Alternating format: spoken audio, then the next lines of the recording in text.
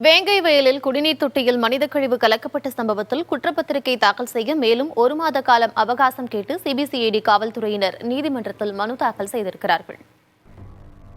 வேங்கை வயல் கிராமத்தில் பட்டியல் இன சமூக மக்கள் வசிக்கும் பகுதியில் அமைந்துள்ள குடிநீர் மேல்நிலை நீர்த்தேக்க தொட்டியில் மனித கழிவு கலக்கப்பட்ட சம்பவம் நடந்து 566 நாட்கள் ஆகிவிட்டன. இந்த வழக்கை 546 நாட்களாக சிபிசிஐடி காவல்துறையினர் விசாரித்துக் கொண்டிருக்கிறார்கள். வழக்கில் இதுவரை 330 பேரிடம் சிபிசிஐடி காவல்துறையினர் நேரடி சாட்சியம் பெற்றுள்ளனர். 31 பேருக்கு மரபணு சோதனையும் 5 பேருக்கு குரல் மாதிரி பரிசோதனையும் மேற்கொள்ளப்பட்டது. எனினும் குற்றவாளிகளை இன்னும் கண்டறிய முடியாததால் இதுவரை இந்த வழக்கில் குற்றப்பத்திரிகை தாக்கல் செய்யப்படவில்லை.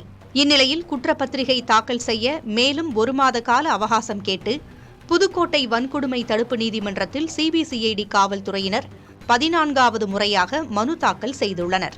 கடந்த 7ஆம் தேதி சென்னை உயர்நீதிமன்றத்தில் இந்த வழக்கு விசாரணைக்கு வந்தபோது வழக்கை விசாரித்த நீதிபதிகள் இன்னும் 2 வார காலத்திற்குள் இந்த விவகாரத்தில் இறுதி விசாரணை அறிக்கை தாக்கல் செய்ய வேண்டும் என்று சிபிசிஐடி காவல்துறைக்கு உத்தரவிட்டிருந்த நிலையில் குற்றப்பத்திரிகை தாக்கல் செய்ய மேலும் 1 மாத காலம் அவகாசம் கோரப்பட்டுள்ளது.